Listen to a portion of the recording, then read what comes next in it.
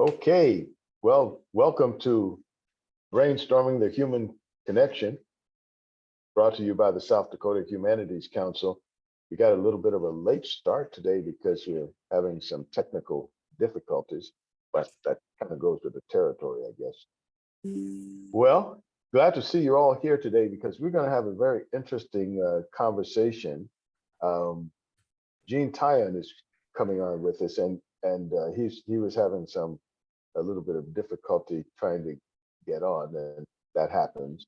What we're going to be talking about is the organization that he's with translates to moving forward in a sacred way, and it's a cultural, community-based approach to substance and alcohol abuse and addiction and behavioral health management. And we know that there are many different groups that are trying to address mental health issues, addiction issues, emotional instability issues, all kinds of things like that, with varying degrees of success. And it's nice to know that there are people who are trying different things, because we know that the solutions that we're trying, a lot of people are falling between the cracks. And sometimes it's individuals and sometimes it's whole cultures that somehow the way that they see the world and the way the world they operate in is not, let's say, it doesn't react very well with the kind of solutions that might work for other people.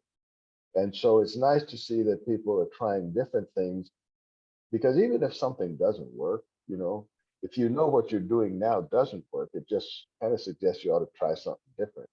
And I'm always applauding people who are at least trying something different, and hopefully they keep records, because sometimes in the old days when they were first getting psychiatry started, they were trying things different too, but they weren't keeping any records of all the things that wasn't working. So that didn't work out too well, but we're getting better, that our approaches, we're not perfect yet, but with all of the things, we can see that from the addiction and the alcohol addiction problems that we haven't really figured out a good way to handle that. Either certainly the abstinence thing, that's has mixed reviews. It hasn't been working out that well. And then people are trying many things, but in our guest today, if he can get his technical things worked out, because he was having some trouble with that. We'll be talking about the kinds of things that they have been trying out. While he's coming on, I don't want to steal his conversation, but just to give you a kind of primer, some of the things that some of the ways that they approach it is through kind of cultural things that are strong in the culture, things that people appreciate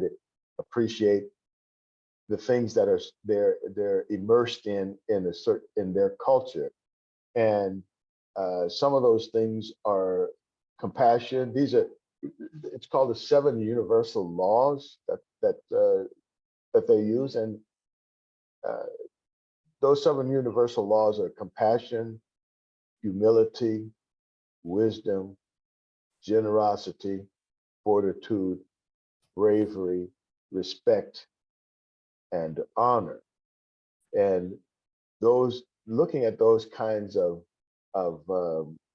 principles, or as they refer to them as universal laws, it seems that if we can get our handle on those kind of things, at least it'll give us a basis by which we can approach quite a few problems.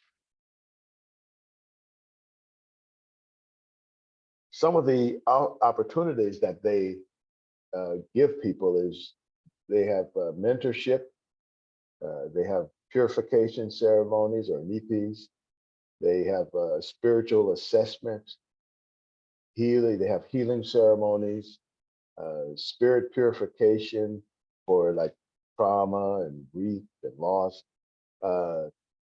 They often give people spiritual names. Then they have a coming of age ceremony.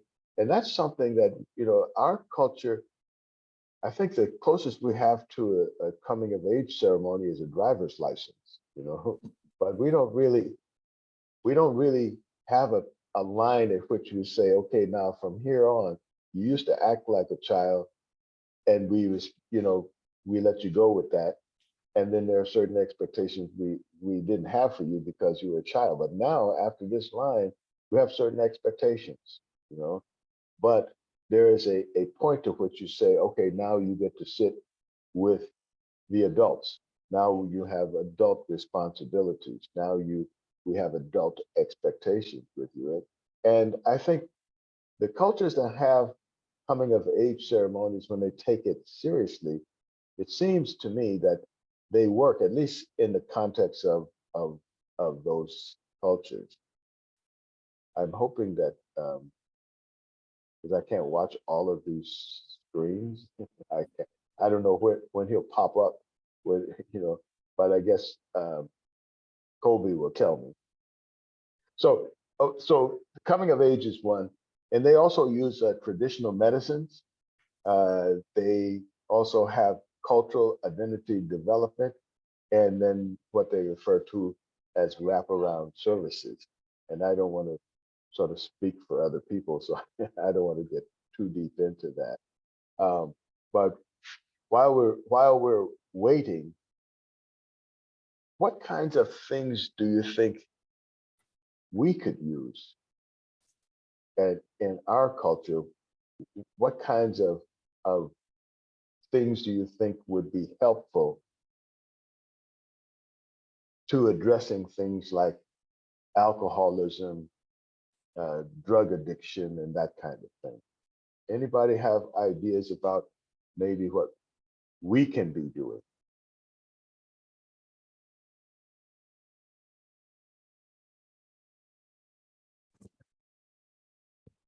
Anybody? Just speak up because I can't see Good all of morning. your. Good morning. Good morning. Good morning. That's Hi. Crystal. Yeah, Crystal. this is Crystal. Hi, everybody. Yeah, so I know Gene, so I hope he can get on because the program he's heading, he created this program I mean, probably in the last 15 years he's been dreaming of this prevention, this helping program for those living with addiction. So it's really, it really makes me think about people who have a dream, who have a vision, to want to help their people to live, to survive. I guess to know who they are as being Lakotas and Dakota people. When you talk about addiction, I mean, I told you guys a couple sessions back, maybe a month ago, that my son was being transferred to hospice because of cirrhosis of the liver for alcoholism. And so he is one that is going to be losing his battle with the disease. And so you think about all of those. I was thinking about that this morning, all of those ones living with alcoholism, drug addiction, in the Lakota, the Native American, we talk about genocide and we talk about historical trauma and all these things that we live with. And I was thinking, how do we get to be, how do we get that healing? Some people heal and some don't. That was really, it sounds simple, but it's a mind-boggling question. Why do some people, they can just stop drinking or drugging, and then some people, they just cannot do it? It's almost as if is it in their genes that they can't stop, or so there is a lot of ways, but I think the most, I don't know, as a mother of a child who was lived with addiction, I'm dumbfounded, because I'm like, how could I have helped my child, through all of, what could I have done differently, growing up? Because, they say children learn what they live, but at a certain point, they should take on their own responsibilities. I mean, this is a very heavy topic. When you really get down to the nitty gritty of it, just really think about it and imagine, or those who do have children and family living with addiction, it's so terrible to watch them go through that. now I'm watching my own son go through his addiction, you know, and he's suffering. He's suffering. He's in pain 24/7. You know, all of that goes along with liver failure, kidney failure because of addiction, you know, Right. and still Right. talking about wanting to have a drink, you know, Right. I where see I Gene. just understand. So, I see Gene has joined us now. Gene, okay, can good. you open up your mic?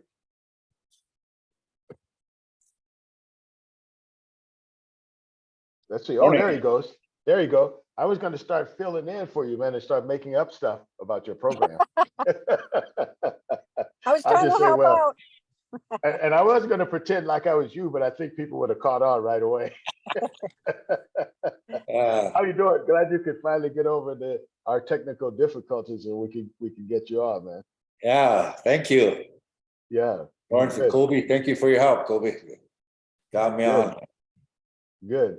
Say, let's start from the beginning, and maybe you can tell us how I didn't want to mangle the name of your program. So can you tell us how to say it? I know I would say it wrong. I would say it my way, but it's not the right way. Oaye Luta Okolakiciye. Okolakiciye. Oaye. Oh, yeah, Oaye Luta Yeah, Okolakiciye. there you go. Okay. That translates in our Lakota language into moving forward in a sacred way. Okay. And you say you want to Well, start from the beginning. The beginning, yes, this land is yes, ours. yes, yes. That's the beginning. That's the beginning. Right. So let's talk about what your goals are, and then I want to come back to that because I think there's Okay. an important connection here that's easy to miss. So let's talk about a little bit about well, let's talk about you first. Tell us a little bit about you so we know you as more than something like a name. You know, where Okay. were you born? How do you grow up, and that kind of thing. Give us some Well, background. my name is Gene Tyon, and my Lakota name is Chanupa Kupi, which translates into gives the pipe. It was a whole grandpa of mine's name way back, whenever before we encountered the non-Indigenous people here. So I grew up in a community of, I'm in Rapid City right now, but I grew up in a community south of here on Pine Ridge, South Dakota, on the Pine Ridge Indian Reservation. And went to school, the same school from kindergarten to 12th grade. Our whole crew of, I guess you could say, cohort of friends, we all grew up together, so that was a plus. You know, we bonded. We didn't know we bonded, but we bonded our whole life. So that was awesome, you know, and there's very few of us left. A lot of them have passed on due to what we're talking about here, due to alcohol-related death. You know, car accidents, shootings, stabbings, sickness, and the whole 10 yards. You know, so. And it was a community where it was basically conditioned to, when you got old enough, it was cool to drink. You know, because the whole community would do it during our football games, our basketball games, our prom, or somebody's birthday, or baseball games in the summer. It was just natural to drink. So that was in the 70s. And it was pretty common to be cool, you know, to all the whole world was into the drugs and marijuana. And so we hung in there, our little corner of the world. You know? And then with that, with trying to be cool, you get addicted. Yes. You know, time, you know. And so I was pretty active and as an athlete. Went to the University of South Dakota after high school, after graduation, and thought I could continue my athletic abilities there, but got carried away with alcohol and drugs, and it took me out. So pretty fortunate to be here today. Mm-hmm. Mm-hmm. I've been clean for 24 years now. Mm-hmm. So I'm trying to help those that are having a hard time, that are struggling right now. Mm-hmm. So when did you start your program? It's been, we've been doing this as approximately, we got our nonprofit status, I believe about 9-10 years ago. Mm. Oh, we really didn't do anything with that. We were Mm. just doing bits and pieces of helping, because this is what we do. Mm. So we, in 2021, we got a contract Mm. with the Great Plains Tribal Leaders Health Board here in Rapid City. It's one of the major employers of Native Americans. Mm. So we got this contract from the Oaye program. It's a SAMHSA, Substance Abuse Mental Health Services Administration funded grant. So our contract was to demonstrate a cultural approach to healing, addiction healing and mental health management is effective. Mm. So we've been doing that for the last year and a half. And basically it's a identity development and reconnecting our values because of what had happened in history. The disconnection of the government imposing on us their way. So we either got killed or punished severely. So we had to transform or colonize.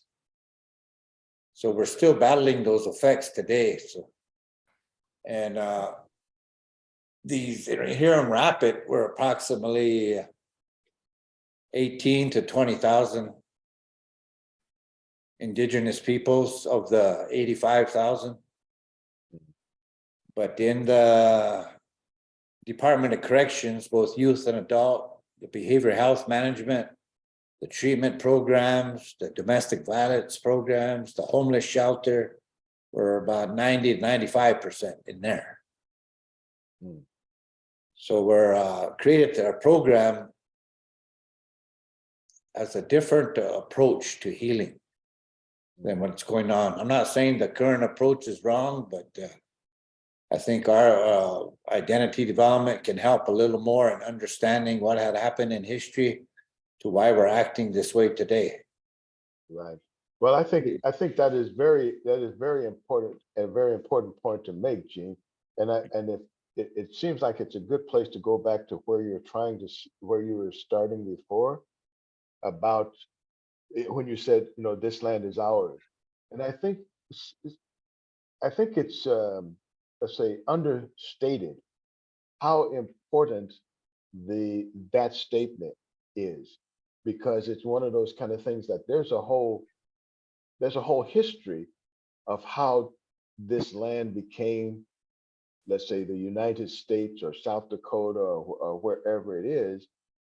And it's not just history of land, it's history of people and interactions and things that are done to people and around people in the process of removing the land from their use, ownership, or however you want to say it.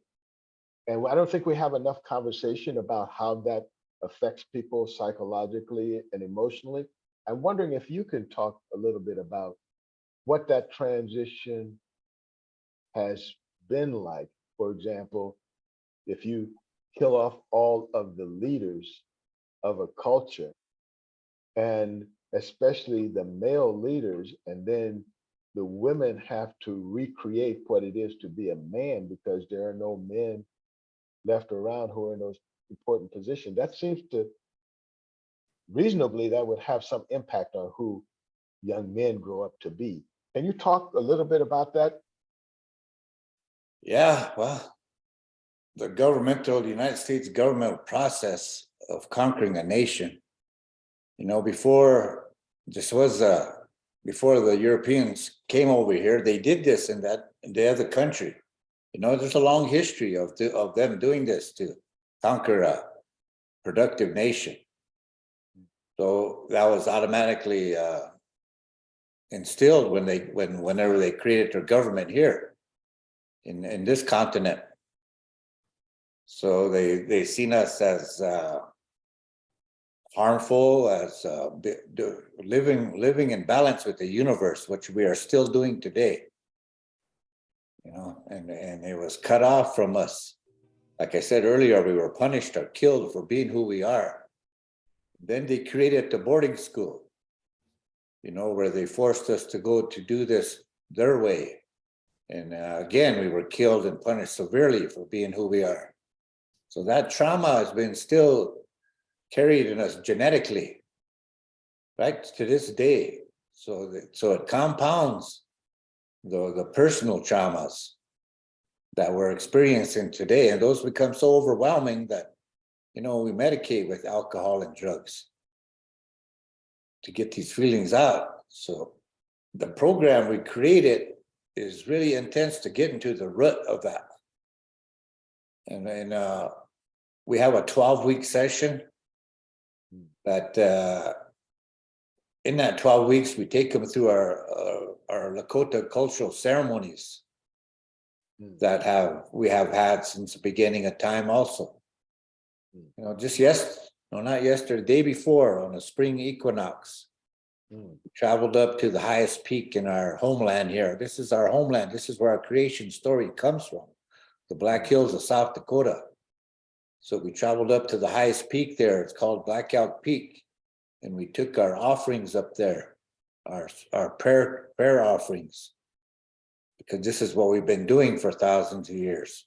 And our traditional healer, Mr. Rick Two Dogs, does a presentation on this and why we've been doing this and the purpose of it, you know, the star knowledge part of it. It all lines up on these at this time of the year. And you know, we have a way too that's never mentioned in any school or anything. So this really helps with the self-esteem and the confidence, that knowing that we have a way to heal too. Right. Especially for our young people. We took a lot of young people up, and they very powerful day. The snow was deep, it was ice underneath, but we made that journey, you know. And what kind of things did you do? What's that? What kinds of things did you do? Prayed. In the process, okay. That was the purpose of it. Okay. That's our foundation, you know, like I said, this is our homeland. So it's very spiritual to us. And it was taken away from us because of the discovery of gold. Right. But it's still ours, our ancestral homeland. So. Right. I want to open it up at this point for any questions that other people have, and then we'll get back to our conversation if we don't have questions. But do any of you have any questions for Gene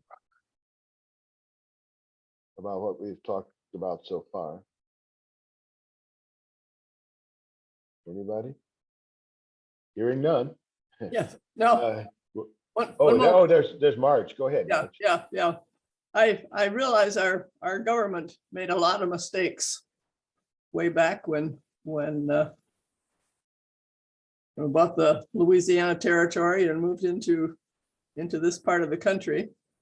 And I'm sure there's no way to go back, you know, to what should have happened, and rather than killing and destroying the Indian population. I can understand that the feelings that you have and how to deal with that, and so I commend you for the program that you're doing, and how to reach out to the people that are suffering from addictions, you know, that they've kind of brought them upon themselves, but it's their way of dealing with what's happened to them.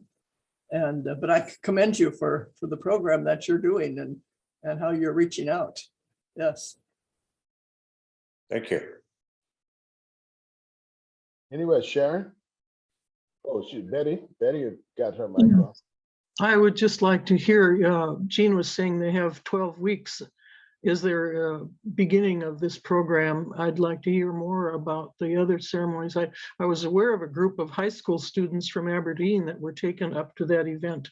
I think it's the same one he just described. It must have been arduous just getting up there. And I'm sure it was a very meaningful experience for many.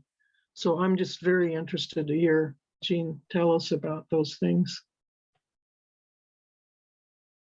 Well, the 12 weeks, we start out with, we have a referral tab on our website. And as soon as you fill that application out, we contact you to set up an intake form, or you can walk in and we'll set up an appointment for an intake, or you can call and set up an intake for an appointment. And then we have our healing sessions on Tuesdays and Thursdays from 9 in the morning to 1 o'clock in the afternoon. And then we have individual sessions along with that, and support group meetings. All this is on our website. Support group meetings 5 days a week. And like I said, when they first come in, we help them understand why they're acting the way they are. I talked about that earlier, what had happened in history that compounds the trauma, and then we go with independent living skills, such as cleaning your house, doing your laundry, doing your sweeping, mopping, emptying trash. These are the basic as we can get, but you'd be surprised due to the poverty level or due to the dysfunctional environment that one grows up in, that they miss out on these. So then we get into financial literacy, budgeting, and such, and continuous, the language, how to say a prayer, and from there the language is very important to us. So we really reconnect that to help when we go into our ceremonies. We with our traditional healer, it's best to talk in our language. So we really stress that. And there's other boundaries, relationships. We go through the whole. We were all former addiction counselors at one time, and but we let that lapse because we think this is more important. We're still counselors, but we're not certified or anything like that. Sure. Yeah. Sure. Well, we had a question from Sharon too, and then we'll get to Mike. Mike has a question too. We got a couple of people lined up. Go ahead, Sharon. Well, it does very much like Betty's was. Do these, first of all, were there quite a few young people that went up too on the mountain? Because I think they not only have to replace their drinking buddies with other people of close, at least to their own age, who will support them and who will grow in that kind of a life together. I mean, by that kind of a life, I mean without alcohol or drugs, and that's pretty hard. And you do need some companionship with it. And the 12 weeks, I think, that Gene mentioned, is like a foundation. And if they can continue, going up to the top of the mountain, as Martin Luther King said, I think it's, there is, even for whites, if you go to the Black Hills, and there's a power there, and to latch on to that power is greater than yourself. Yes, thank you. Mike? Turn on your mic, Mike. You're in there somewhere. Your mic's not on, Mike. Can't hear you. Mike, your mic is not on.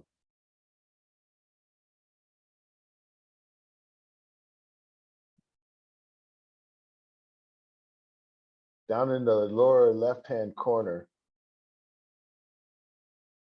I'm sorry, I Oh. clicked the wrong spot.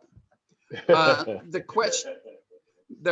question being, what age group is the focus?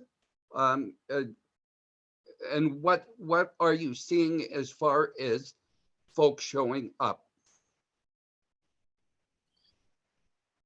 Well, we have the age group, we go into the middle schools. We're allowed to go into the 5 middle schools of Rapid City to do a talking circle.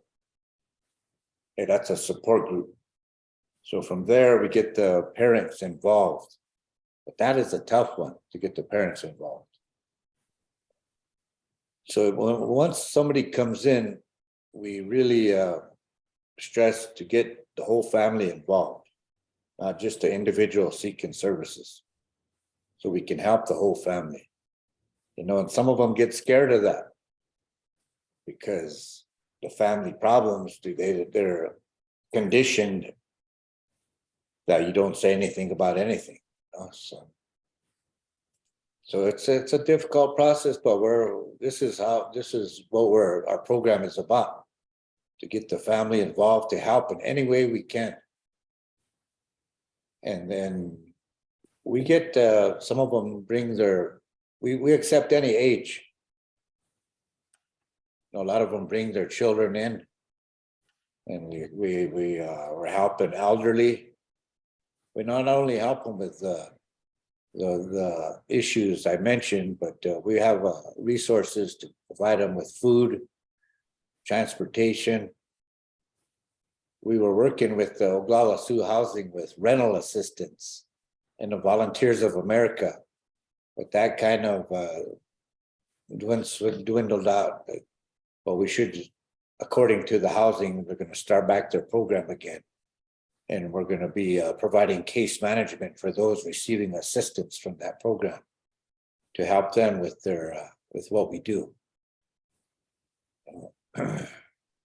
And we get a lot, or not a lot, but we get some that are fentanyl and meth, which is major. You know, so we work with we have a resource program. It's called Project Recovery, who is a medication assisted treatment program to help them bring them down. And then they give them a prescription to lessen the craving. And then we'll work with them here. And in time, we would like to get that program also, the medication assisted treatment, our own detox, our own crisis center, you know, to really help. So we got some good goals here for our residential program in time, you know. So, but we're doing the best we can right now. So that brings a question to Sharon, kind of what Sharon was saying earlier. You bring people to a point, but they are now different than they were, which would suggest that they're going to need a whole different social structure. I noticed that with a lot of not just addictions, but just change of habits. If you have a kid who never reads and he decides, oh, reading could be good for me, all those buddies that don't like to read, they don't like him no more. You know, if he starts picking up a book and he starts seeing, they're going to start, you know, first they'll just sort of tease him about it.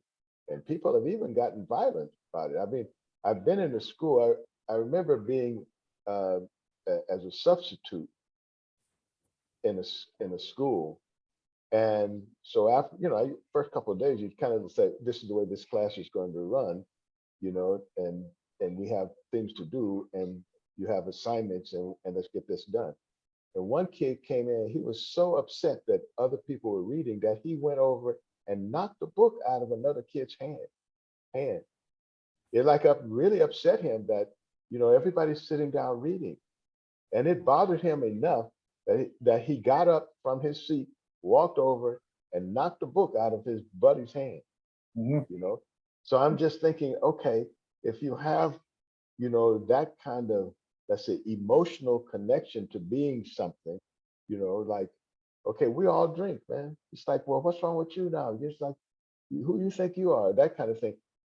What do you do about, you know, like giving a support, creating a new support system for this person who is virtually a new person now?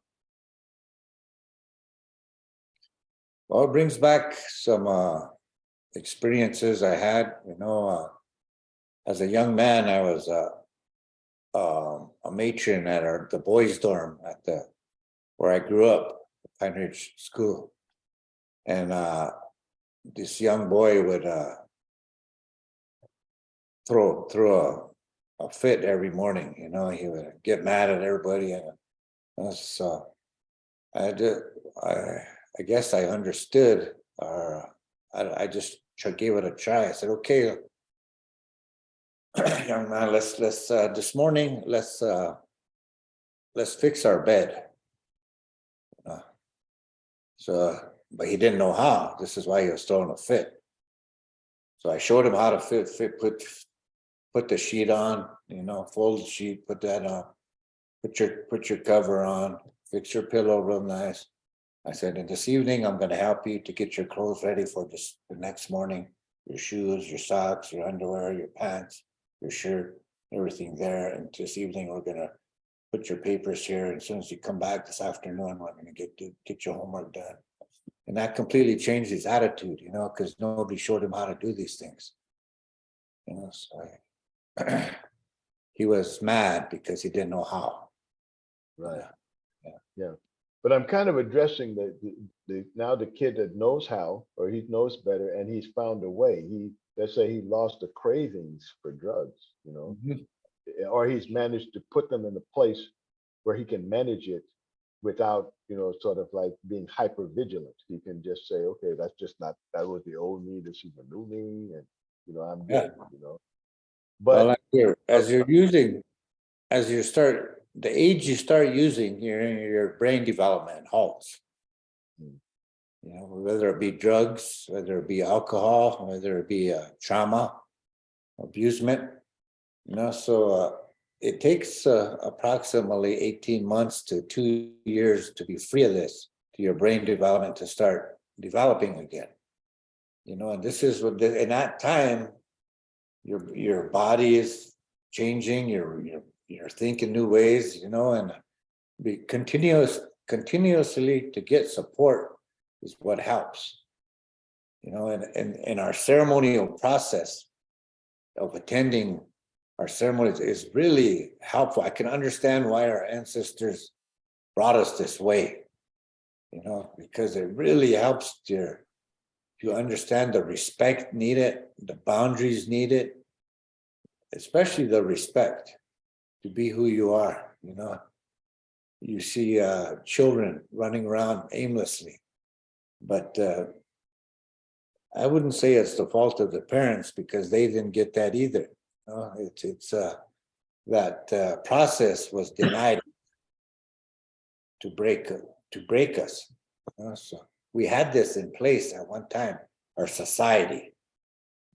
We had, I know PTSD just became a word in the last 20, 25 years. When our warriors went to war, our medicine people kept them away from their families and dealt with them in a way to bring them back down again. So we had all this in place too, and we still do. Our traditional healer really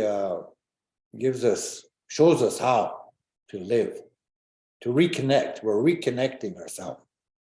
And all these are in place. Our society is getting bigger, but the drugs and alcohol are major right now. So, like I said earlier, we're doing the best we can, and we're having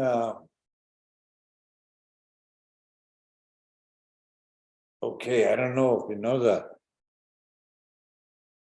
the county here gets state and federal monies to service us as we're in jail and prison. And that's a money-making system. So we start getting help. Let's say 10 years down the road, we cut that population in half. We're gonna have to look for more ways to find money. But that's gonna help us. Right. And we're gonna get more educated. We're gonna get more responsible, more accountable to holding a job, to being a parent, to getting, like I said, educated. We maybe even get into these legislation positions to be able to make better decisions for us. Mm. Mm. Who knows? The sky's the limit once we start finding who we are. Huh? Right. That's So our purpose of our program. sure. How do people get into your program? For example, I work with inmates, and a lot of those inmates are Native, and a lot of times when they get out, they don't really have, quote, a place to go. I mean, they have the halfway houses and stuff like that. Yeah. It's not really designed for them, and it's certainly, based on, kind of the things you're saying now. Uh-huh. So we can expect them to be back. How does one point those people toward what you guys are going on? Are you connected so far with the correctional institutions? Well, prior to COVID, we were going into the South Dakota State Penitentiary pretty regularly. Okay. And so now we haven't been in there since COVID, but we're going back in again. Okay, So- because we got new people since the COVID, Yeah, so we're going back. Yeah, there's a lot of new administration there. The ones we Yes, were. and we have a new person working directly with natives who's Okay. there. Yeah, so it'll be, it'll be good. Yeah, I met them. You have met him? Yeah, Okay, good. So I we're just going back want, in so, again soon. okay, good. So what are some of the other ways that people can know where you are? And do you want more people directed toward you, or you that's as much as you can have with Of course, with the budget that you have? we're here to help as many as we could. We're running on grant funding, but we're here to help any way we can. Mhm. Okay. So let's talk a little bit about, well, before I get into that, does anyone else have questions, comments, or anything like that? I don't want to hog all the time when you have other esteemed panelists here. This is Colby. I just put a question in the chat a little earlier. Gene, I'm just curious right now, if you mentioned it, I apologize, I missed it, but how many staff do you currently have on board? And in your eyes, what would be sort of an ideal number of staff at this time, or with where you're headed, kind of like what would be a good number of staff to have? Well, currently we have 3 male mentors and 4 female mentors, plus our cultural advisors, which is 4, and they're part-time. So and depending on the funding, we like to get a full staff of at least 20, because we're really, our goal is to get to residential here in our hills.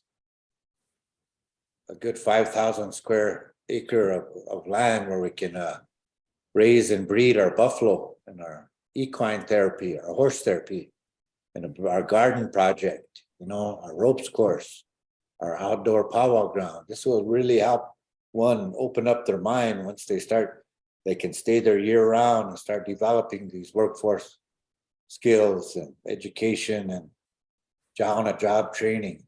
That's our goal. And we'd like to have it here in the Black Hills because, like I mentioned earlier, this is our ancestral homeland. We know we'll get our help from the ancestors. This is our way of life, that we're reconnecting to.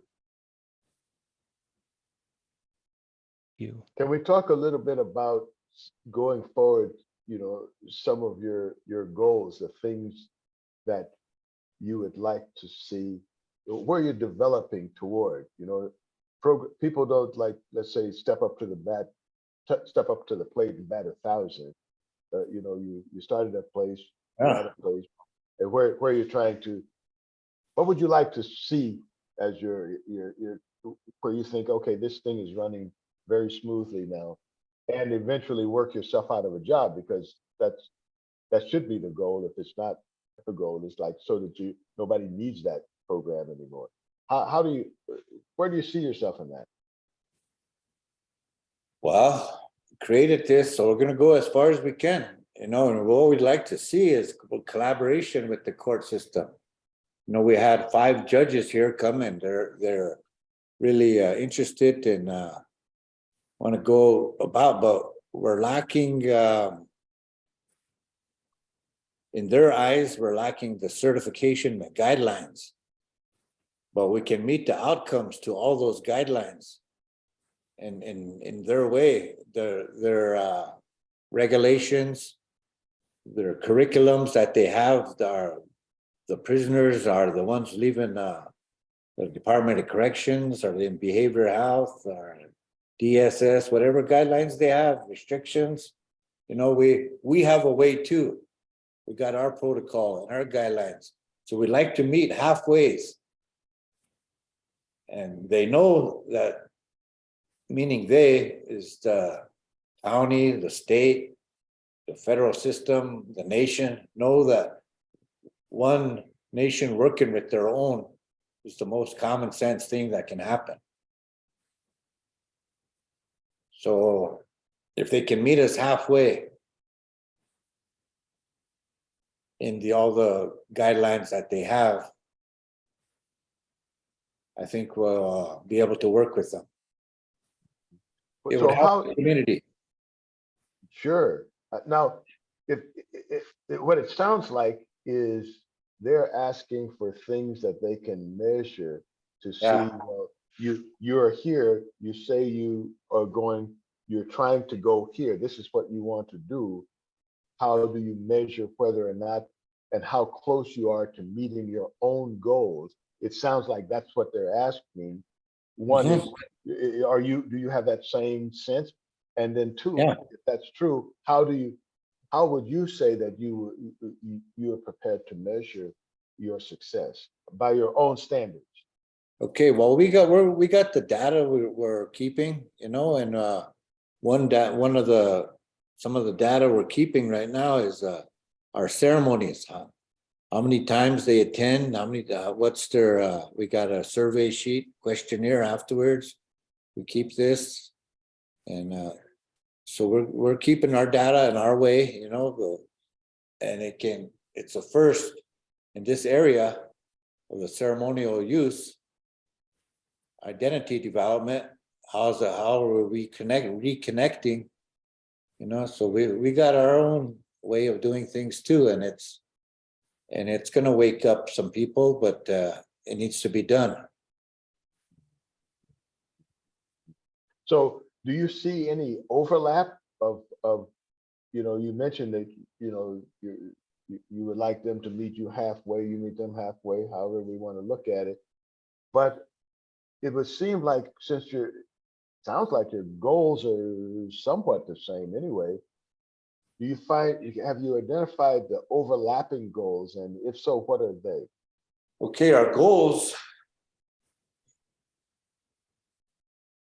and the non-Indigenous goals,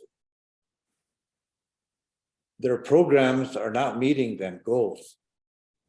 Apparently, this is why the high population of us in these programs I mentioned. Apparently something is not being effective there.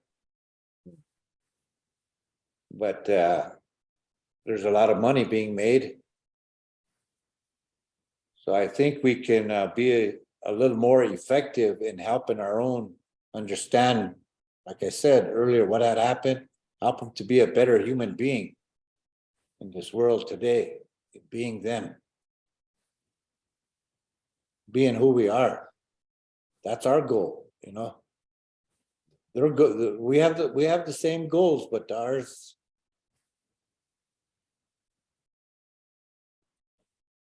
we're creating something that is a little more effective. In Well, I guess in our program of being understanding who we are, that doesn't mean you have to be a full force sun dancer or use the sweat lodge or use any of the ceremonies. Just so you understand what had happened in history and how it's affecting you today. To get to that root of that problem. There's a lot of abandonment issues, a lot of missing your father, missing your mother, missing our parents are a very common problem for those that are caught up in alcohol and drugs. Because they were taught the same way too. You know, it came down to generations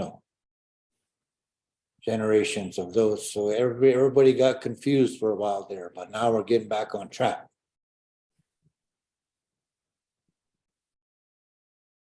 Does that make sense? Yeah, I mean, it makes sense, but I'm still looking for where are the overlapping things? You know, in other words, like you say, well, we're doing this and it works for us, and they have the same goals and they're doing that and it works for them. And where is there? Maybe there is no overlap. You know, I don't know. I guess that's what I'm trying to understand. Are there places where you find, okay, look, they may even be doing it a different way, but our goals are overlapping in terms of what we accomplished. Let's say, for example, if you say, our goal is to reduce the number of people who go back to prison. Okay, so is something they're doing like kind of working and it's similar to something you're doing? Yes, I'm sure it is. You know, this Yeah. is not the only way, you know. Yeah. Okay. We're working That's why I was looking together. for. We would like to work together with the community, such as now we're working with the Casey family. You know, we're trying to get into the federal and state probation and such. So in providing this way and working with them for maybe a contract or so, you know, we can help each other out. That's a goal, is to work together, to collaborate, to make this community a better way, you know, and this is what's been lacking, what we're providing.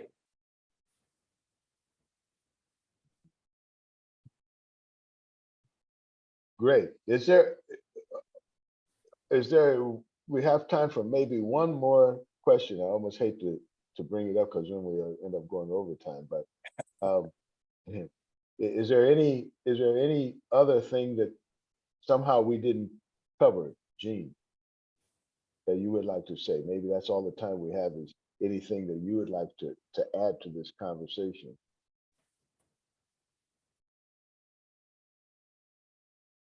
I think we covered a lot. I'm sure if there's some questions out there, be glad to answer them. So there is one question in the chat. It says, do you have professional counselors within the Native population that can join you in your methods and expand on the degree of help offered? Yeah, we have professional counselors in our way. You know, they don't need to be certified, or they can be or cannot be, you know. Just we have a lot of cultural knowledge, people that are very knowledgeable in our culture, that I would put, like our lead counselor, our program director, I would say she's at the level of a top psychologist or psychiatrist, you know, but she doesn't have any of the certification and the titles, but there's 3 of them that can help our individuals understand what had happened and how to live their life, how to get to the root of what's going on with them.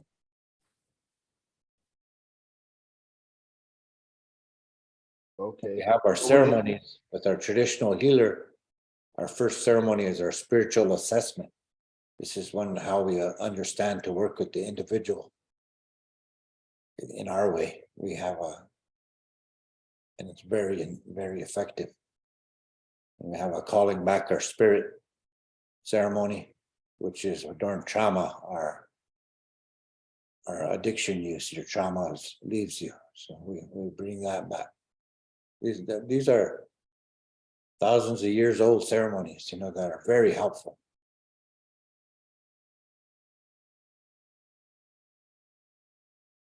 Okay, so we're kind of getting down. We got only about less than 2 minutes now. And Sharon had a question. I don't know if we can answer it in 2 minutes, but Sharon, go ahead. Well, I put it in the chat. So, Oh, okay. So Sharon wants to know,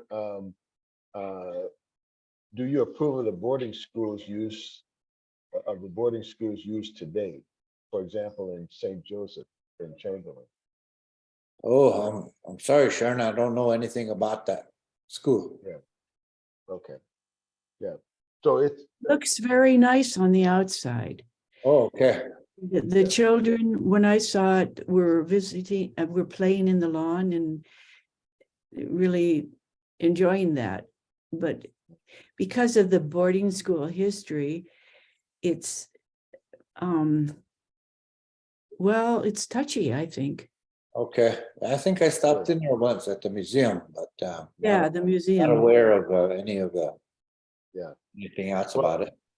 Maybe we can have a discussion about that at another time. We kind of ran Sure. out of time today, but it's a certainly worthwhile discussion. I've Okay. actually done programs at the school, so I'd be interested in other opinions. But today we ran out of time, you know. All right, thank you. Thanks everybody for joining us. Thank you so much, Gene, for sharing with us. It gives us a lot of stuff to think about. I would like at some point to get a little deeper into, you know, the connection between the historical trauma and people self-medicating, trying to deal with all of the esteem issues and all of that stuff, because I think that's so underappreciated. Yeah, I would appreciate that, Lawrence, because I just right. touched on a lot of things here, but we could get more deeper, like you said. All right. Thanks, everyone. We'll see you next time. Same station. Thank you.